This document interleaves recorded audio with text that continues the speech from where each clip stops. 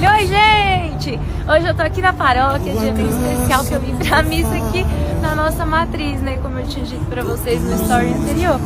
Então, essa aqui é a paróquia onde despertou, né, o meu desejo de ser irmã, de seguir a minha vocação. E é aqui onde eu encontro Jesus, né, da melhor maneira possível. Então Jesus, ele tá comigo em todos os momentos da minha vida, mas é aqui onde eu sinto de verdade a presença de Jesus Cristo, de Nossa Senhora, nossa mãezinha Maria Santíssima. Então essa aqui é a nossa paróquia, que é mais conhecida como Paróquia dos Milagres, né? São Jorge e Santa Expedita. Então você que às vezes dá uma passadinha por aqui, o Shopping JK é bem aqui do ladinho, então aqui é bem pertinho, né, da feira. Então quando vocês estiverem por aqui, dando uma passadinha, venham visitar a nossa paróquia, tá bom? Tem missa todos os dias, venham nos visitar.